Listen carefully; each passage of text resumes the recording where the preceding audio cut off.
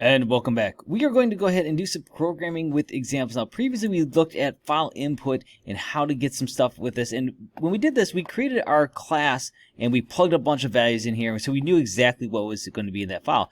But let's use this time this numbers.txt file, and I'm going to use it and assuming I don't know what's inside of that folder. So this, of course, requires us to have a little bit more finagling. Now, there are going to be things that we're going to assume that these are, for example, all numbers within this file. Or the other thing, we could assume that these could be all characters within this file, and we could treat everything as strings. But for this example today, I'm going to look at this with these being all numbers, but you could apply the same things we're going to look at today with strings. So we're going to go ahead and create our scanner file in. Now, you notice I didn't initialize it yet to null. All right, and that's because I haven't yet created my try catch block. So when I do my try block, and then I'm going to put my catch block here, and then I'm just going to go ahead and put those in. Now, you notice, of course, right now this is not complaining about anything because I haven't put anything in. Now, we know that if we're doing file input, we have to have these other two classes here. So we have our scanner, we have our file input stream, and we have file not found exception. So I'm going to go ahead and add file not found exception to my catch block here.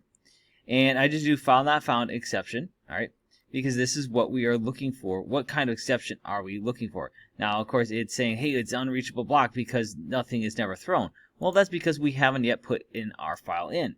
So we're going to say file in is equal to a new scanner. And what are we going to be scanning? What are we looking for? So this is where we get into our file input stream. And so we want to do a file input stream of what file? Well, in this case, if we look, we have numbers.txt. And I'm just going to go ahead and put my semicolon at the end.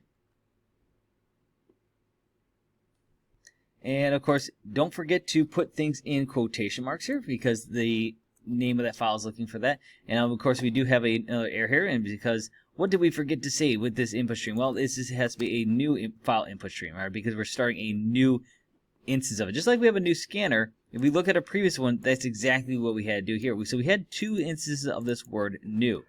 All right. And so we can go ahead and close 2.6. And so let's go ahead then, and we assume this is here. This is great. But remember, if I don't have this set to null, later on we're going to have some issues. I'm going to show that here in just a second. But let's just say that we have our file not found. Just like before, we're going to add a quick print line statement here that says that we didn't find the file.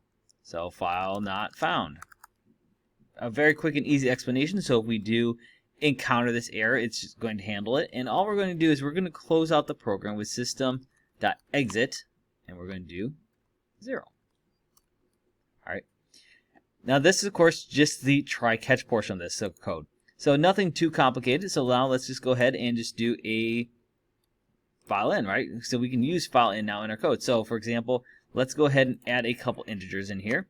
So let's just say int num1, num2, num3, num4, and num5.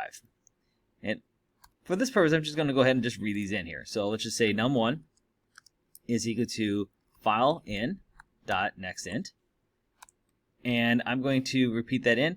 But you notice we have an error, right? I have an error. Oh, what is that error? It says the local variable file in may have never been initialized. And if we look, because up here, we never actually gave it a value. Even though it's assigned a value here, remember that value is only to this try catch block. So I got to go ahead and add that equals null to this.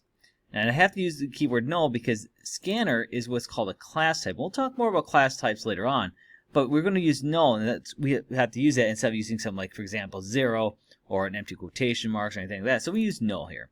So now you notice our squiggle's gone away. And what I'm going to do is, since I have 5 integers, let's go ahead and make 5 copies of these. And then I'm just going to go ahead and just update these accordingly. Okay. And so this should read in 5 integers here. And then what I want to do is go ahead and maybe just print those out. The first number is,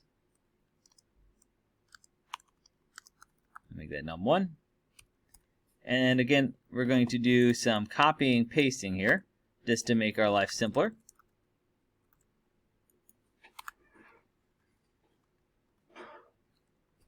And let's go ahead and save that. And if we run our program, we get the first number is 1, 2, 3, 4, and 5. Excellent. So if we go ahead and look at numbers.txt here, if I go ahead and pull that up, you'll see that what is actually in this file. You'll notice what is cool about this with us having, even though it's all, because these are all next ints and no next lines or just next, it doesn't matter if these are all integer types and they're on different lines or not.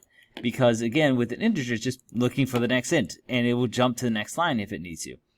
Now if we start throwing in, obviously, like string input, that could change this. But this is a very quick, easy way for us to see this. Now, one thing that we could do is look to see, for example, do we have more input? So system.out.println, and we could just say, is there more numbers? Or are there more numbers? To be grammatically correct. Are there more numbers in the file? And then we can just say plus, and we'll say file in dot has next, and if we just say has next int, we can actually do a has next int. So we look to see, is there has the next integer? Or we can, of course, just has next line will also work just as well to go ahead and get us some of that input. So a has next line is a great one here for us to use. And so if we rerun this, we say true because yes, there are still more numbers within that file. And that's going to kind of give us a good quick overview. Again, we can do the exact same thing we did here with number types with a string type. We would just, of course, have to change this, for example, from integer values to string values, and instead of using next int, we could use something like next or next line.